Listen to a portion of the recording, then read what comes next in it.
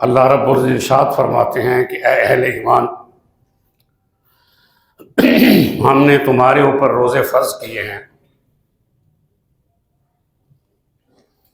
جیسا کہ تم سے پہلے لوگوں پر فرض کیے گئے تھے۔ رمضان المبارک کی آمد سے قبل ایک جمعہ رسول اللہ صلی اللہ علیہ وآلہ وسلم اپنے اصحاب کرام کو رمضان المبارک کی فضیلت اور اس کی عظمت اور اس کی قدر و منزلت کے بارے میں بیان فرمایا کرتے تھے۔ اس میں اللہ کی رحمت بھی ہے اور اللہ تعالی کی مغفرت بھی اس میں ہے، اور جہنم کی آگ سے آزادی بھی اس ماہ میں ہوتی ہے۔ روزہ کیوں رکھا جاتا ہے؟ صرف اس لیے نہیں رکھا جاتا کہ مسلمان جو ہیں وہ بھوکے پیاسے رہیں۔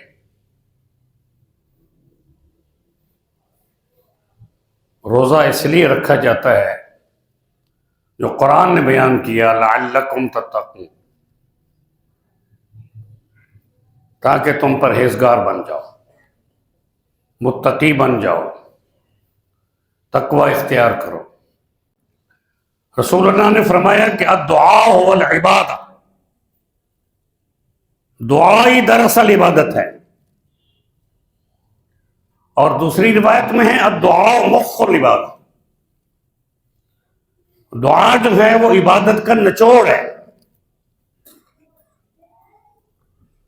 جب ہاتھ آپ اٹھاتے ہیں آسمان کی طرف تو اللہ ہاتھ خالی نہیں جانے دیتا، یہ حقیقت ہے، ہاتھ خالی نہیں جانے دیتا اگر آپ کا رزق حلال کا ہے۔ اما بعد فاعوذ باللہ من الشیطان الرجیم من ہمزہ ونفخہ ونفثہ، بسم اللہ الرحمن الرحیم۔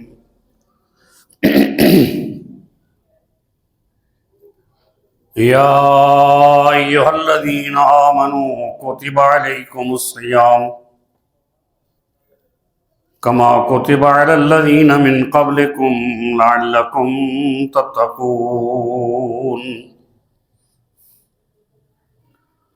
ایاما معدودات، فمن كان منكم مريضا أو على سفر فعدة من أيام أخر، وعلى الذين يطيقونه فدية طعام مسكين،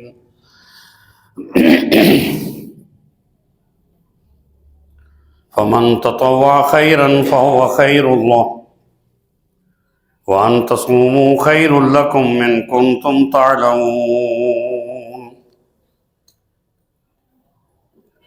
وقال الله تعالى يا أيها الذين آمنوا اتقوا الله حق تقاته ولا تموتن إلا وأنتم مسلمون۔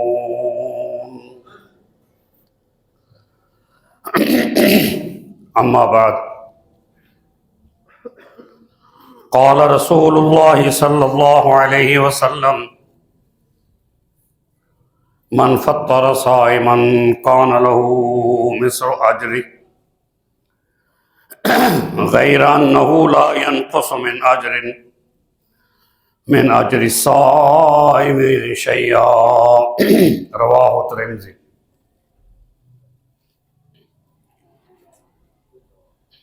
سورہ البقرہ کی دو آیات 183 اور 184، 183 اور 184 آپ کے سامنے پڑھی ہے۔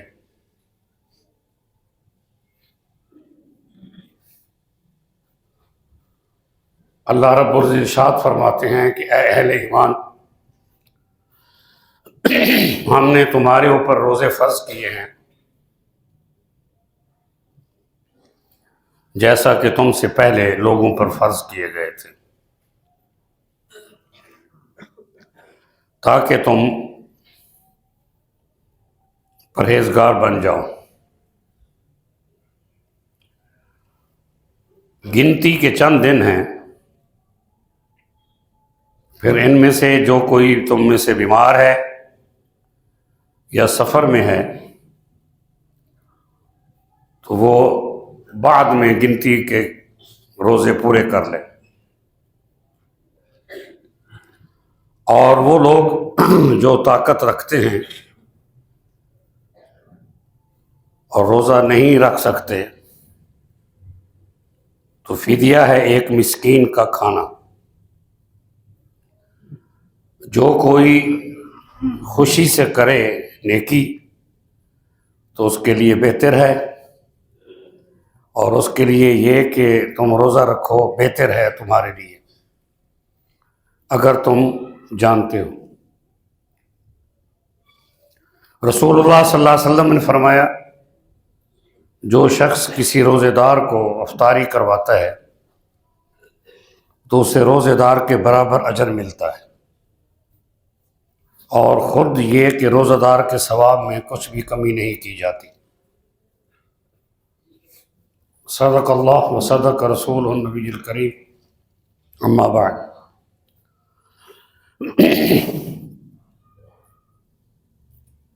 رمضان المبارک کی آمد سے قبل ایک جمعہ رسول اللہ صلی اللہ علیہ وآلہ وسلم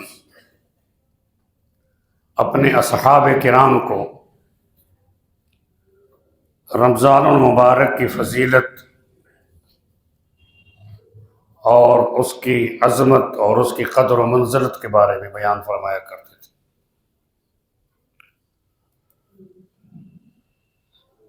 جیسا کہ آپ صلی اللہ علیہ وسلم نے شعبان کے روزوں کے بارے میں فضیلت بیان فرمائی کہ پوچھا گیا کہ آپ اس میں روزے زیادہ کیوں رکھتے ہیں، تو آپ نے فرمایا کہ لوگ رجب اور رمضان کے درمیان کا جو مہینہ ہے اس کو بھول جاتے ہیں، اس لیے میں اس میں روزے رکھتا ہوں تاکہ رمضان المبارک کے روزوں کے لیے انہیں علم ہو جائے۔ اسی طرح فرمایا کہ رمضان کی آمد سے قبل کہ آپ صلی اللہ علیہ وسلم نے فرمایا کہ اللہ کی رحمت کا مہینہ ہم پر سایہ فگن ہونے لگا ہے۔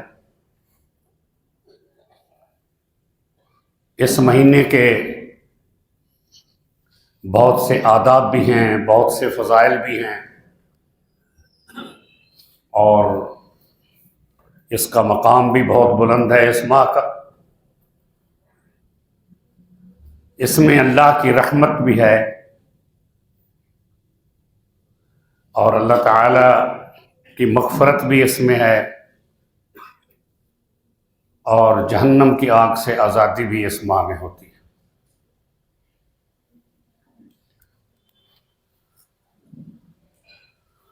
روزہ کیوں رکھا جاتا ہے؟ صرف اس لیے نہیں رکھا جاتا کہ مسلمان جو ہیں وہ بھوکے پیاسے رہیں۔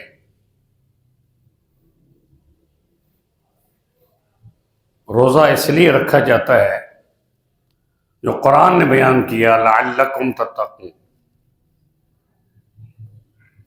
تاکہ تم پرہیزگار بن جاؤ، متقی بن جاؤ، تقوی اختیار کرو۔ کھانا پینا جو حلال ہے وہ تو دن کے اوقات میں بند رہتا ہے۔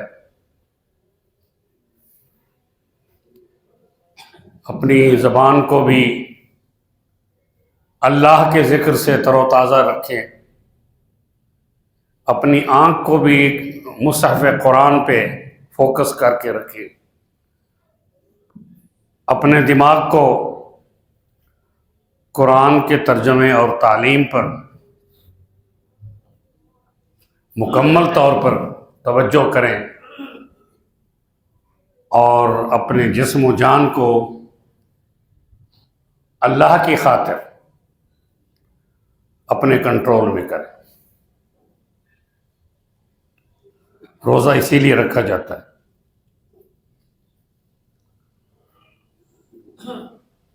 اس ماہ کے اندر رات کی عبادت کا بھی ذکر ہے۔ رسول اللہ صلی اللہ علیہ وسلم نے فرمایا من قام رمضان ایمانا واحتسابا غفر له ما تقدم من ذنبه،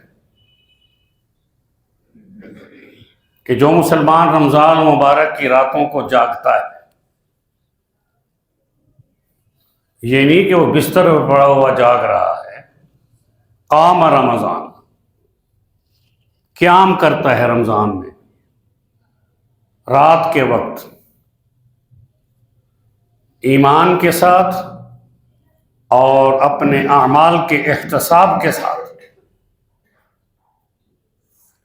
یہ نہیں ہے کہ مسلمان اپنے گناہوں کو بھول جائے، صغیرہ گناہ ہے یا کبیرہ گناہ ہے یا فسق و فجور ہے، اس کو بھول جائے تو پھر قیام کا فائدہ تو کوئی نہیں۔ قیام کا فائدہ یہ ہے کہ ان گناہوں کو اپنے سامنے رکھ کر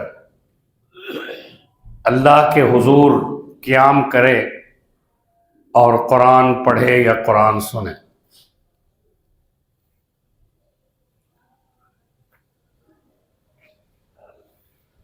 قاری صاحب کی تلاوت خوبصورت ہو تو ظاہر ہے مزہ دوبارہ ہوتا ہے۔ خوبصورت آواز میں قرآن پڑھنا رسول اللہ صلی اللہ علیہ وسلم اس کو پسند فرماتے تھے۔ اس خوبصورتی میں توجہ قرآن کی طرف ہونی چاہیے کہ کیا پڑھا جا رہا ہے۔ اس لیے اس کی ضرورت ہے کہ خیرکم من تعلم القرآن وعلم، تم میں سے بہترین وہ شخص ہے جو قرآن خود سیکھے اور دوسروں کو بھی سکھائے۔ صحابہ کرام ایسے ہی کرتے تھے۔ ڈیوٹیاں ہوتی تھیں کہ ایک صحابی سارا دن رسول اللہ کے پاس رہے، جو کچھ سنا، جو کچھ پڑھا، جو کچھ سمجھا، وہ اپنی بستی میں جا کر، اپنے علاقے میں جا کر دوسروں کو بتاتا ہے جو نہیں آئے تھے۔ دوسرے دن پھر اور کی ڈیوٹی ہوتی تھی، چھوڑتے نہیں تھے۔ یہ میسج ہے قرآن کا کہ تلاوت قرآن میں اپنے آپ کو، اپنے اہل و عیال کو مصروف کر دو کہ قرآن جو ہے وہ پڑھا جا رہا ہے، سیکھا جا رہا ہے، کیونکہ یہ وہ مہینہ ہے جس میں قرآن اترا ہے۔ اور قرآن اسی لیے اترا ہے کہ ہم اس کی تلاوت کریں، سارا سال قرآن کی تلاوت کریں۔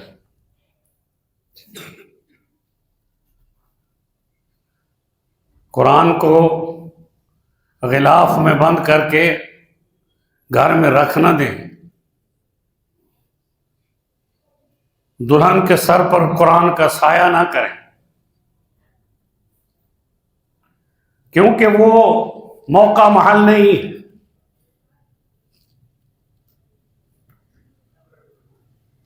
موقع و محل یہی ہے کہ قرآن آپ کے سینے میں ہونا چاہیے، آپ کے دماغ میں ہونا چاہیے۔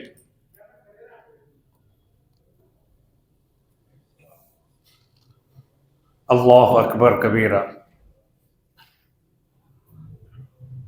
رمضان المبارک کے اندر حضرت جبرائیل علیہ الصلوۃ والسلام رسول اللہ صلی اللہ علیہ وسلم کے پاس حاضر ہوتے، کان یدارسہ القرآن، بخاری کی روایت ہے کہ وہ رسول اللہ صلی اللہ علیہ وآلہ وسلم کے ساتھ قرآن مجید کا جو ہے وہ دور کرتے تھے۔ قرآن حضور جبرائیل علیہ السلام کو سناتے تھے، اور جبرائیل علیہ السلام جو ہے وہ حضور کو قرآن سناتے تھے۔ پورے رمضان میں ایسے ہی ہوتا تھا، اور جس سال رسول اللہ صلی اللہ علیہ وسلم کا وصال ہوا، اس سے پہلا جو رمضان ہے، کیونکہ آپ کا وصال ربیع الاول میں ہوا ہے،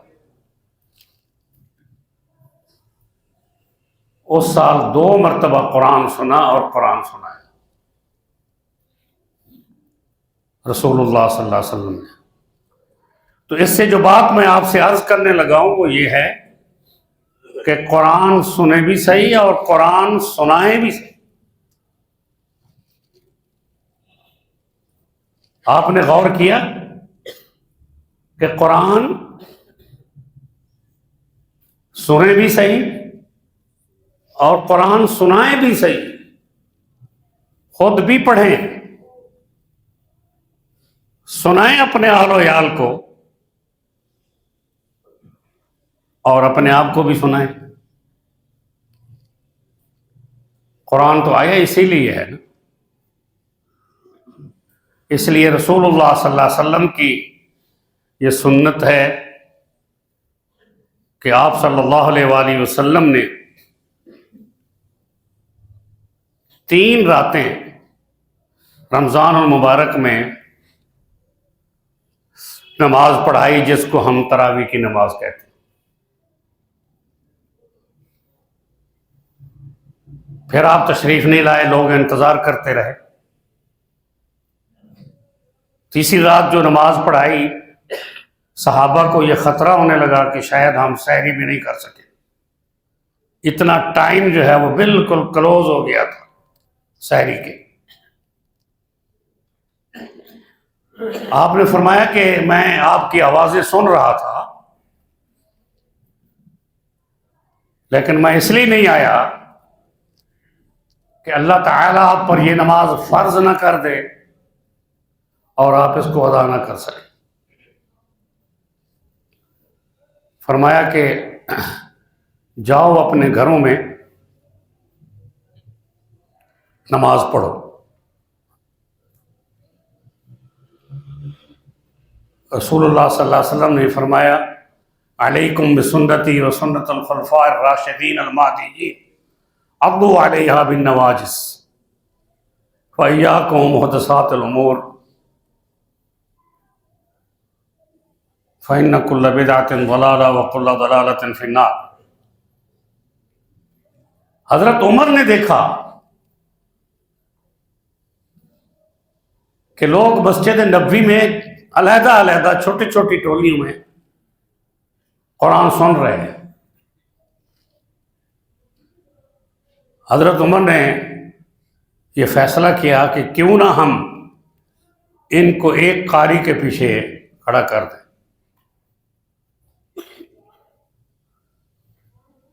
تو انہوں نے ایک قاری کے پیچھے ان کو کھڑا کر دیا،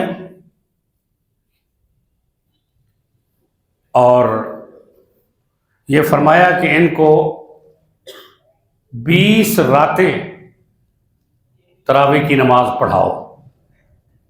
کتنی؟ 20 راتیں تراویح کی نماز پڑھاؤ، اور آخری عشرہ جو ہے وہ خالی کر دو مسجد کو،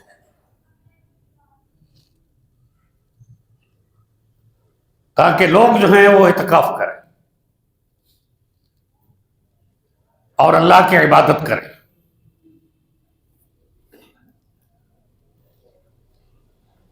لیکن ہم نے یہ دیکھا ہے کہ آخری عشرے میں ختم قرآن کی محافل ہوتی ہے، مساجد میں نعتیں پڑھی جا رہی ہوتی ہیں، مٹھائیاں کھلائی جا رہی ہوتی ہیں، اور اعتکاف والے بھی اس میں جڑے ہوئے ہوتے ہیں۔ یہ سنت کا عمل نہیں ہے، نہ سنت ہے خلفائے راشدین کی کہ آپ مسجد کو اعتکاف کرنے والوں کے لیے خالی رکھیں۔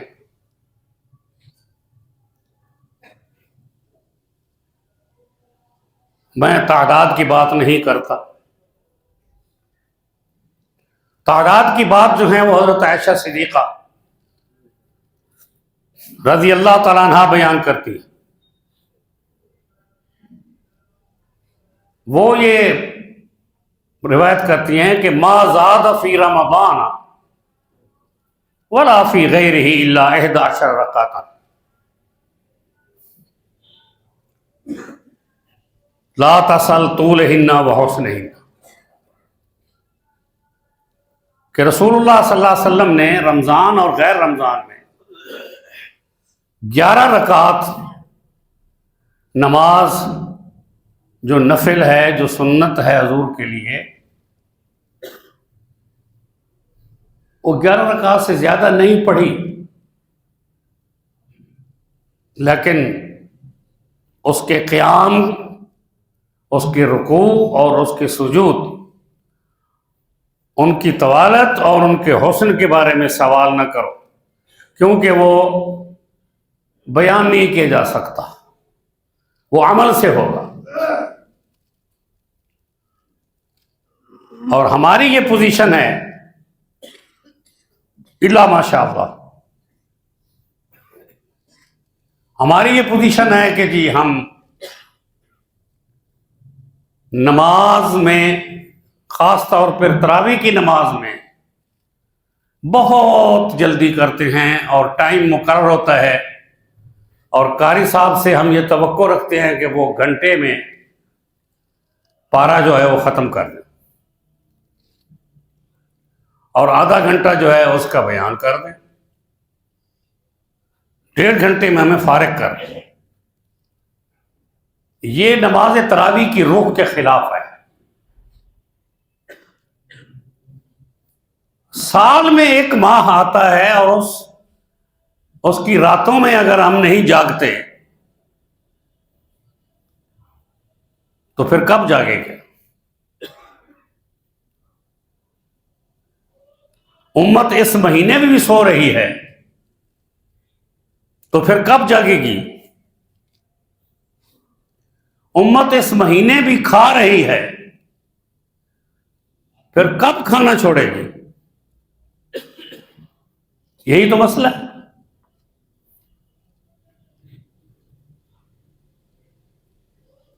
رپورٹ تو یہی آتی ہے کہ مسلمان جو ہیں وہ رمضان المبارک میں اتنا کھا جاتے ہیں کہ وہ پورا سال اتنا نہیں کھاتے جتنا رمضان میں کھا جاتے ہیں۔ یہ روزے کی روح کے خلاف ہے، رمضان کی فضیلت کے خلاف ہے کہ ہم اس میں بھی کھانا پینا نہیں چھوڑتے، تو پھر کب چھوڑیں گے؟ آپ نے یہ چیز بھی دیکھی ہوگی کہ جو لوگ جانور پالتے ہیں، ان کو سدھاتے ہیں، ان کو بھوکا بھی رکھتے ہیں، اور ان کی جو محبوب چیز ہے اس کو اپنے پاس روکتے بھی ہیں، کہتے ہیں کہ یہ کام کرو گے تو پھر دوں گا، اس میں سے بھی پھر تھوڑا سا دیتے ہیں۔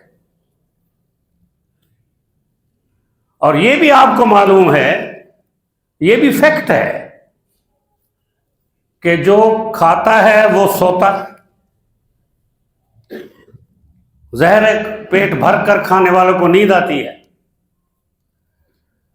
بھاری بھرکم ہو جاتے ہیں، پھر تراویح کہاں سے پڑھیں گے، قرآن کہاں سنیں گے، اٹھیں گے کہاں سے؟ اس لیے اپنے آپ کو تیار کیا جاتا تھا شعبان کے اندر شعبان میں اس کی ٹریننگ ہوتی تھی، روزے رکھے جاتے تھے، اور پورے مہینے میں سوموار اور جمعرات کا روزہ اور ایام البیض کا روزہ، 13، 14 اور 15 کا روزہ یہ رکھے جاتے تھے، جو ہم نہیں رکھتے الا ماشاء اللہ، مگر وہ لوگ جن کو اللہ نے یہ طاقت دی۔ تو اس لیے رمضان المبارک میں قرآن کی تلاوت، رمضان المبارک میں نماز تراویح اور عبادت، اس کو فوکس کریں، کیونکہ اللہ کی رحمت جو ہے وہ قرآن کی تلاوت میں بھی آتی ہے اور قیام میں بھی آتی ہے، اور قیام اللیل میں بھی آتی ہے، کیونکہ رسول اللہ نے فرمایا غفر لہ ما تقدم من ذنبہ۔ تو اس لیے ایک اور چیز کی طرف میں آپ کی توجہ مبذول کرانا چاہتا ہوں کہ دعا،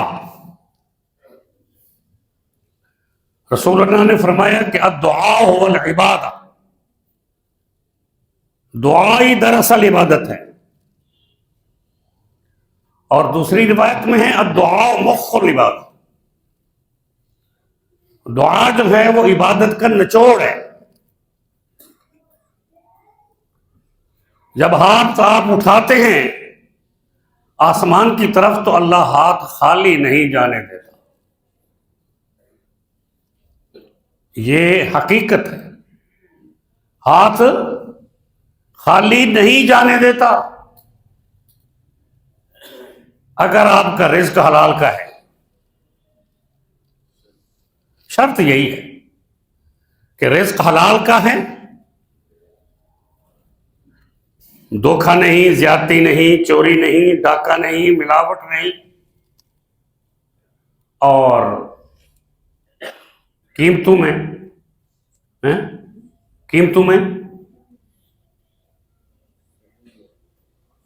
کمی تو نہیں آتی، کمی کی بات نہ کریں، قیمتوں میں بڑھاوا نہیں۔ اب آپ خود دیکھ لیں کہ اب آپ کو فروٹ جو ہے وہ بازار سے اچھا نہیں ملے گا، جو ملے گا وہ بھی مہنگا ملے گا، تو وہ کہتے ہیں کہ لوگوں نے، جو بڑے بڑے تاجر ہیں انہوں نے اس کو سٹور کر لیا رمضان کے لیے۔ میں اپنے کچھ دوستوں کو پچھلا جمعہ بتا رہا تھا کہ ہمارے والد محترم رحمۃ اللہ علیہ ہمیں یہ فرماتے تھے کہ رمضان المبارک میں جو ہندو تاجر تھے ہمارے شہر میں، احمد پور شرقیہ میں، ضلع بہاولپور میں، وہ میٹنگ کرتے تھے شعبان میں، اور یہ کہتے تھے کہ جو مسلمانوں کا بابرکت مہینہ آ رہا ہے تو آپ اپنی قیمتوں میں کمی کر دیں، اور 50% تک بھی کمی کر دیتے۔ کون؟ ہندو۔ اور وہ فرماتے تھے کہ ہماری مسجد اقصی کے باہر مدرسہ بھی تھا، تعلیم القرآن والحدیث، باہر وہ روزے سے پہلے، افطاری سے پہلے آ جاتے تھے، اور انہوں نے دیسی گھی، اس وقت ہوتا بھی یہی تھا، دیسی گھی اور ساتھ فروٹ وغیرہ وہ رکھا ہوتا تھا، ہر بندے کو دیتے تھے فری میں۔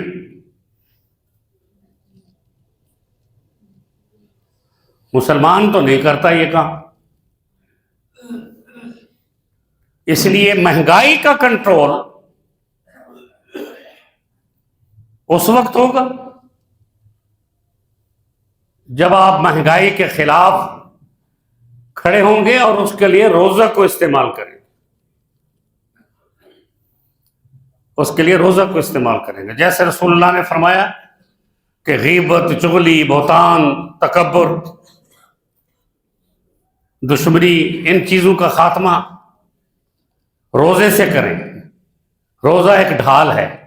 الصوم جنت، روزہ جو ہے ایک ڈھال ہے. اپنی زبان کو اللہ کے ذکر میں رکھیں، بد زبانی سے بچیں، لعنت ملامت سے بچیں، بد دعا سے بچیں. رسول اللہ نے فرمایا ہے کہ اپنے آپ کو بد دعا نہ دو، اپنی اولاد کو بد دعا نہ دو. ہو سکتا ہے کہ وہ قبولیت کا وقت ہو اور وہ بد دعا جو ہے وہ آپ پر نافذ ہو جائے یا آپ کی اولاد پر نافذ ہو جائے.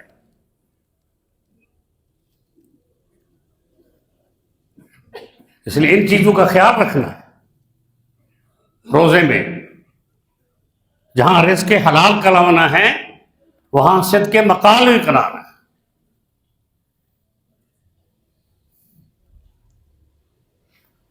علماء یہ لکھتے ہیں کہ بعض شاگرد ایسے ہوتے ہیں جو استاد کو زج کرنے کے لیے سوال کرتے ہیں تاکہ استاد کو تکلیف ہو.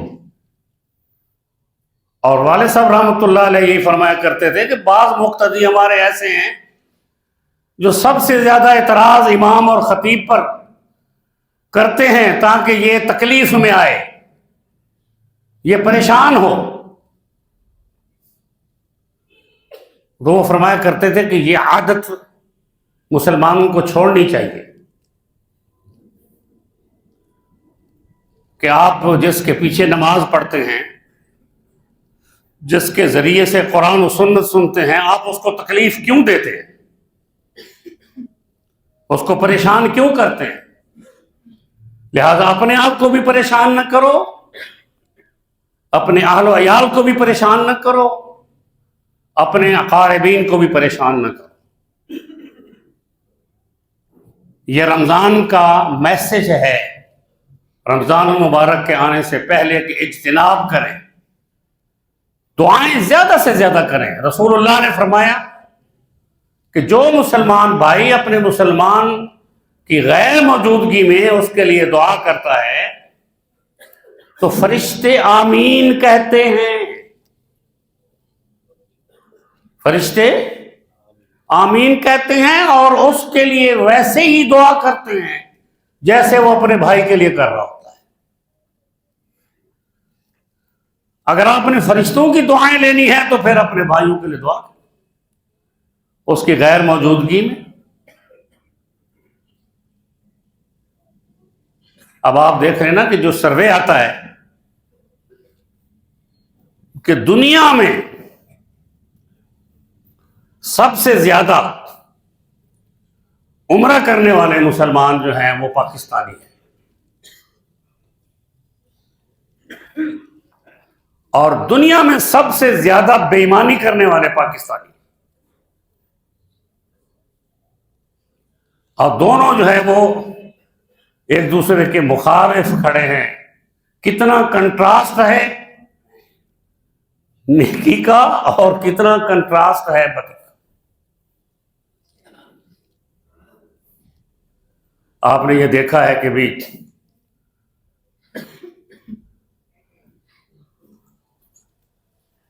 امالکم اعمالکم، تمہارے حکمران تمہارا ہی سایہ ہے. ایسے ہی ہے نا. اسمبلی میں آپ دیکھ رہے ہیں ہمارے چنے ہوئے چھٹے ہوئے ممبران جو ہے وہ اسمبلیوں میں کیا کر رہے ہیں.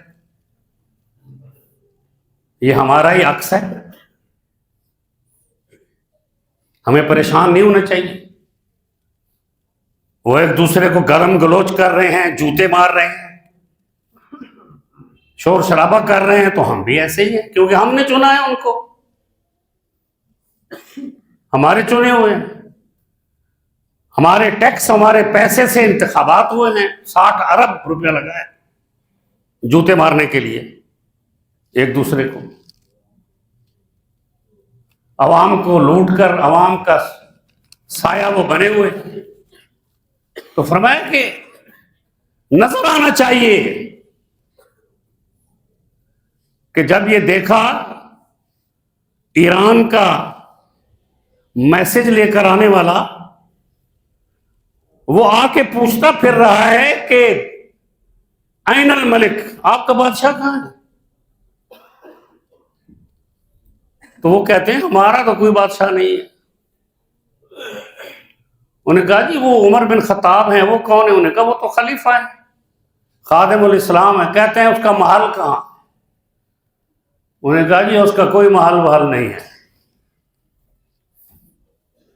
کدھر ہوگا؟ دیکھو یہیں کہیں ہوگا۔ وہ پوچھتا پچھاتا دیکھا تو آج درخت کے نیچے سرانے پتھر رکھا ہوا ہے، سو رہا ہے۔ آپ کو نیند میں دیکھ کر وہ دہل گیا۔ یہ ایمان ہے۔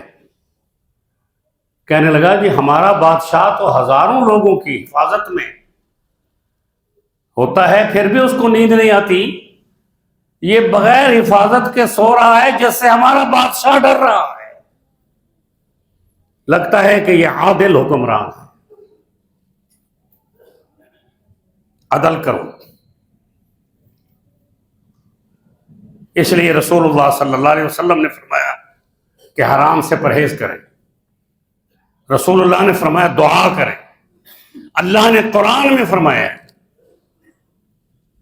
وَإِذَا سَأَلَكَ عِبَادِي أَنِّي فَإِنِّي قَرِيبٌ أُجِيبُ دَعْوَةَ الدَّاعِ إِذَا دَعَانِ فَلْيَسْتَجِيبُوا لِي وَلْيُؤْمِنُوا بِي لَعَلَّهُمْ يَرْشُدُونَ۔ فرمایا کہ اے نبی پاک صلی اللہ علیہ وسلم، آپ سے مسلمان صحابہ میرے بارے میں پوچھتے ہیں کہ اللہ کہاں ہیں، ان کو بتا دو میں ان کے قریب ہوں۔ وَنَعْلَمُ مَا تُوَسْوِسُ بِهِ نَفْسُهُ وَنَحْنُ أَقْرَبُ إِلَيْهِ مِنْ حَبْلِ الْوَرِيدِ۔ آپ کی شہرک سے بھی زیادہ اللہ قریب ہے۔ ان کو کہہ دو فإنی قریب، ان کی دعاؤں کو قبول کرتا ہوں۔ اجیب دعوت الداع اذا دعان، جب بھی وہ مجھ سے مانگتا ہے میں اس کی دعا قبول کرتا ہوں۔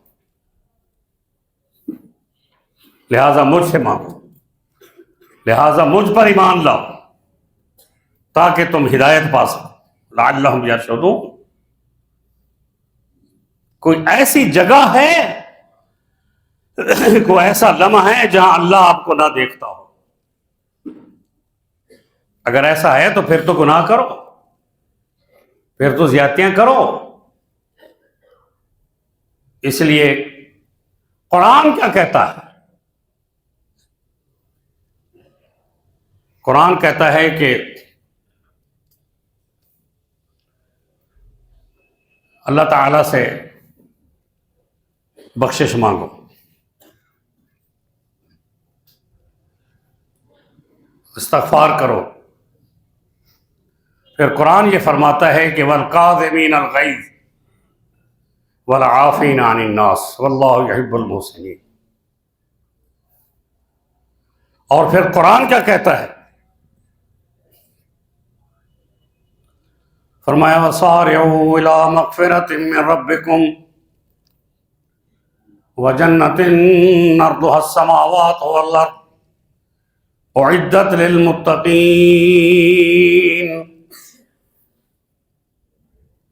وہ جنت جس کا طول و عرض آسمانوں اور زمینوں کے برابر ہے، عرضها كعرض السماء والارض، اس کے لیے دوڑ لگا دو۔ سارعو، جنت کے لیے دوڑ لگاؤ۔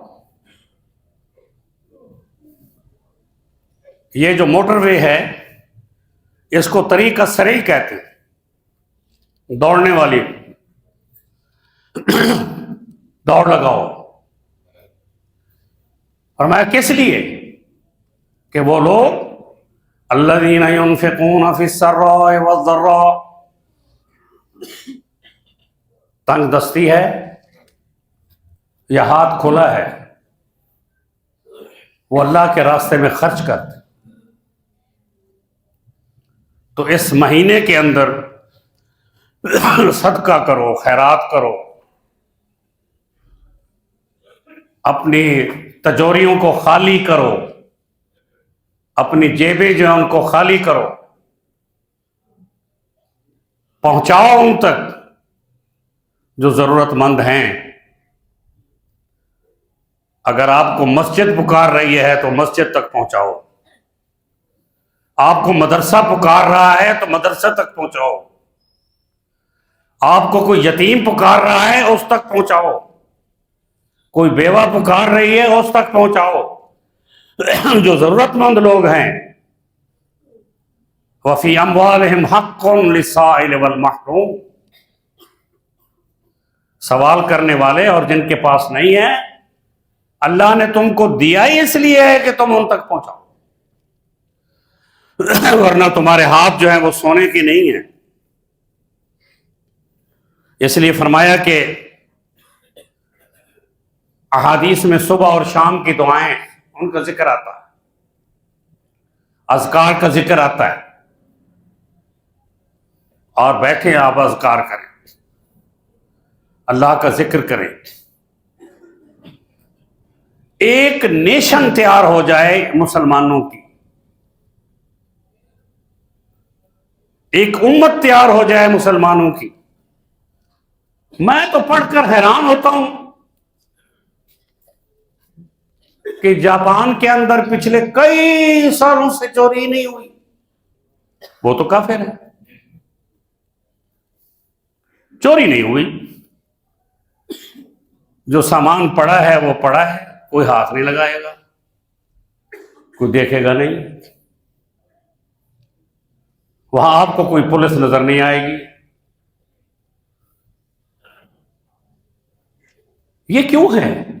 اور ہمارے ہاں یہ کیوں ہے؟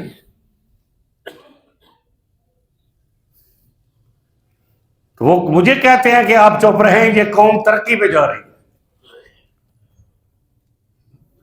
میں نے کہا کیا ترقی پہ جا رہی ہے؟ جب ہم یہاں داخل ہوئے تھے یونیورسٹی کے اندر 1973 میں، اس وقت لاہور کے اندر بڑی بڑی بسیں چلتی تھیں، ڈبل ڈیکر بسیں چلتی تھیں، اسی جی ٹی روڈ پر بھی بسیں چلتی تھیں، لوگ بڑے آرام سے سفر کرتے تھے، گورنمنٹ ٹرانسپورٹ چلتی تھی، ہر چیز اپنے اس پہ ہوتی تھی، لوگ سائیکلوں پہ جاتے تھے، پولوشن نہیں ہوتی تھی۔ کبھی کسی نے نہیں کہا جی پیٹرول مہنگا ہے، کیونکہ سائیکل پہ لت رکھی اور بیٹھ گئے اور چلو بھائی جا رہے ہیں۔ اب پولوشن بھی زیادہ، مہنگائی بھی زیادہ، رش بھی زیادہ، اور لوگ پیدل چل ہی نہیں سکتے۔ ادھر سے آتا ہے رکشے والا ٹھا مارتا ہے، ادھر سے آتا ہے چینچی والا ٹھا مارتا ہے، ادھر سے آتا ہے ویگن والا جناب ٹکرے مار کے نکل جاتا ہے۔ پرسوں ہمارے علاقے میں دو نوجوان غار پہ نکلے اور ایک بی بی اور ایک بابا جو ہے وہ سیر کر رہے تھے سڑک کے کارنر پہ، فٹ پاتھ پہ، وہ فٹ پاتھ پہ چڑھا دی اس نے اور دونوں کو مار کے چلا گیا۔ قوم ترقی پہ جا رہی ہے،